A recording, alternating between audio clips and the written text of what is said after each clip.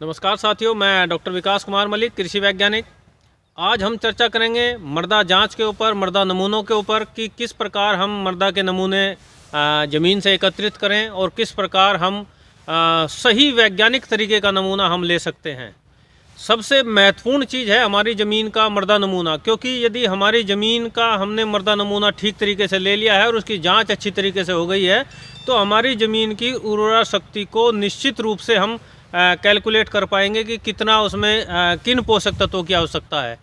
मृदा नमूने की आवश्यकता क्यों पड़ती है, क्यों हम मृदा नमूना लें? हम लगातार बहुत लंबे समय से खेती करते आ रहे हैं, अपनी ज़मीन पर हम फसलें उगाते आ रहे हैं, लेकिन हम इन फसलों को उगाते हैं और उनमें पोषक तत्व देते हैं, लेकिन किस मात्रा में ज़मीन को आवश्यकता है वो हमें नहीं पता है। पौधे ने कितना अपटेक किया है, कितना ज़मीन से खींचा है वो हमें नहीं पता है। तो जब तक हम ज़मीन की जांच नहीं कराएंगे तब तक हमें मृदा नमूने हम अच्छे से लेकर और उसकी जांच नहीं कराएंगे तब तक हमें नहीं पता लगेगा कि हमारी ज़मीन में जो हम फसलें ले रहे हैं उन्होंने कितने पोषक तत्व हमारी ज़मीन से खींच लिए हैं। क्यों आवश्यक होते हैं मृदा नमूने? क्योंकि ये एक साधारण सा मैं उदाहरण आपको देता हूँ कि यदि ये किसी व्यक्ति को फीवर होता है, बुखार होता है, तो वो सबसे पहले डॉक्टर के पास जाता है तो डॉक्टर उसको खून की जांच की सलाह देता है।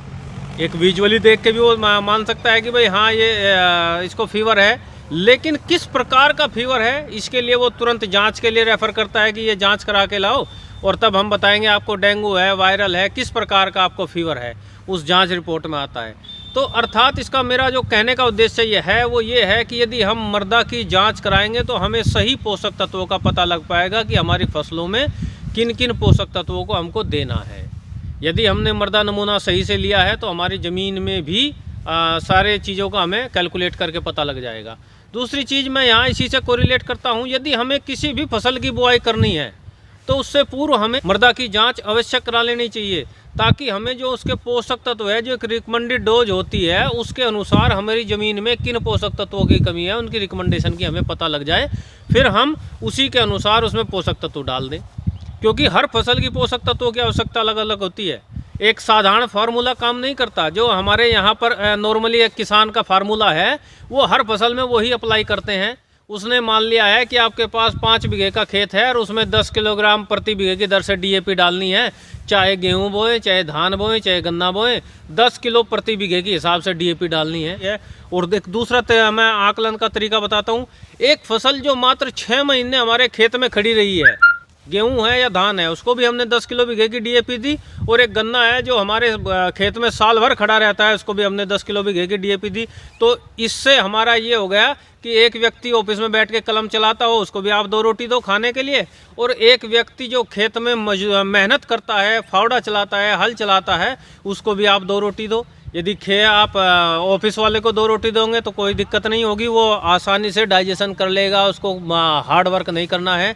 लेकिन यदि जो मेहनत करता है, खेत में लेबर करता है, फावड़ा चलाता है, उसको आप 2 रोटी दोगे तो जब तक उसको भरपेट भोजन नहीं मिलेगा, उसकी पूरी सामर्थ्य से वो अपना कार्य नहीं कर पाएगा। यही सेम चीज़ें यहाँ पर लागू होती है। यदि हम मृदा नमूना यदि हमने अपनी मृदा की जांच नहीं कराई है और हम उसमें फसल लगातार ले रहे हैं तो हमें नहीं पता है कि कितने पोषक तत्वों की उसको आवश्यकता है।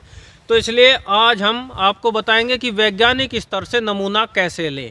नमूना लेने के तरीके बहुत सारे किसानों ने अपना लिए हैं, अलग अलग प्रकार से नमूने लेते हैं। जैसे ऑगर, जो हमारा गड्ढा खोदने वाला होता है, प्लांट लगाने के लिए जो हमारा ऑगर होता है, उसके माध्यम से वो मिट्टी निकालते हैं, उसको घुमाते हैं ऑगर को ज़मीन की गहराई तक, और उसको मिट्टी को निकाल के उसको सैंपल के रूप में रख देते हैं।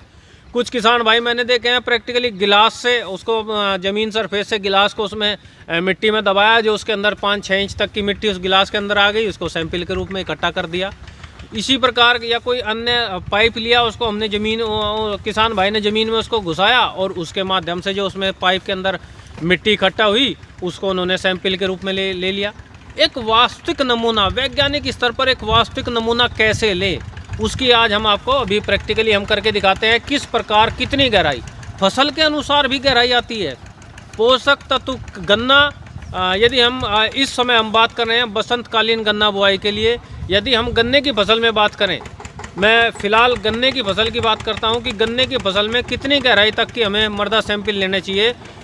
यदि हम गेहूं, धान या अन्य फसल लेते हैं तो हम जो जिनकी टैप रूट जड़ें ज़्यादा गहराई तक नहीं जाती है, उसमें 5 से 6 इंच गहराई तक का भी मृदा नमूना आपका पर्याप्त होगा, 6 इंच गहराई तक का। लेकिन यदि हम गन्ने की बात करते हैं तो उसका मृदा नमूना कम से कम 9 इंच गहराई तक का आप उसमें मृदा नमूना लें, ताकि उनकी जड़ें, जहाँ तक गन्ने की जड़ें जाएगी वहाँ तक उसका पोषक तत्व, वहाँ किस प्रकार के कितने पोषक तत्व उपलब्ध है उनका पता लगेगा। और इसी प्रकार यदि हम बागवानी करते हैं तो उसका मृदा नमूना लेने का तरीका अलग है, गहराई अलग है। आज हम बात कर रहे हैं यहाँ पर कि जो हम मृदा नमूना ले वो हमारी गन्ने की फसल के लिए किस प्रकार, कितनी गहराई तक हम उसका मृदा नमूना ले और किस तरीके से लें कि हमारा वास्तविक मृदा नमूना आपको प्राप्त हो। और बिंदु आता है किसान भाइयों की मृदा नमूने जब हम लेते हैं तो कितने स्थान से मृदा नमूने लिए जाएं और क्या क्या सावधानी उसमें रखी जाए। यदि आप 1 एकड़ का मृदा नमूना आप बनाना चाहते हैं तो सबसे पहले सावधानी ये रखी जाए कि कभी भी प्रयास करें जो आपकी मेड़ है उससे लगभग 1 मीटर अंदर की तरफ से आप मृदा नमूना लेना शुरू करें। दूसरा, आप जहाँ पर भी पेड़ हो, छाया, आपके पेड़ की छाया पड़ती हो, उसके पास से मृदा नमूना ना लें।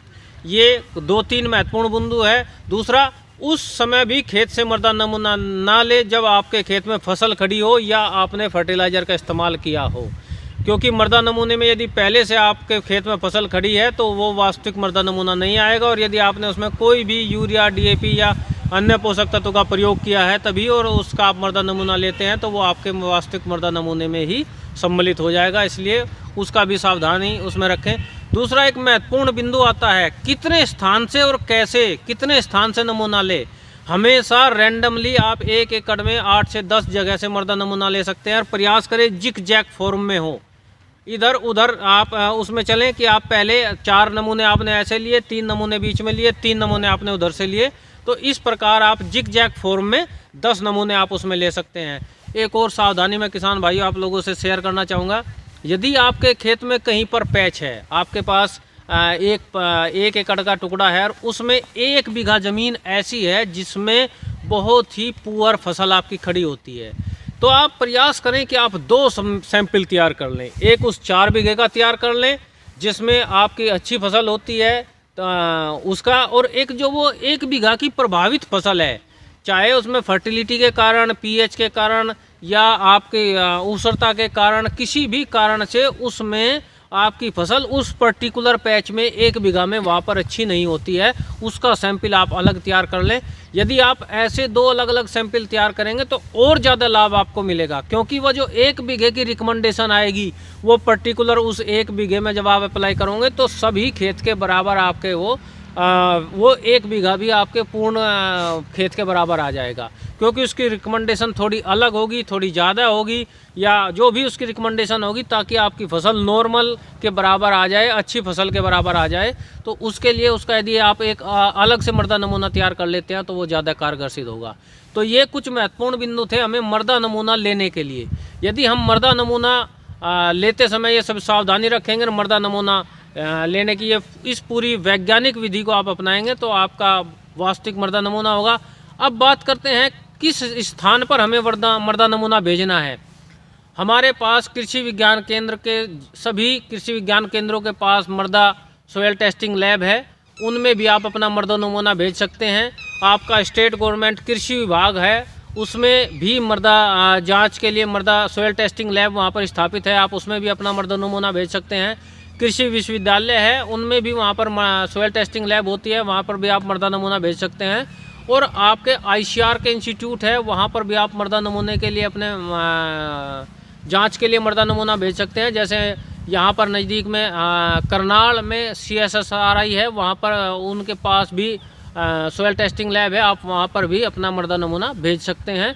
ये सभी बहुत सारे संस्थान हैं जहाँ पर आप मृदा नमूना भेज सकते हैं।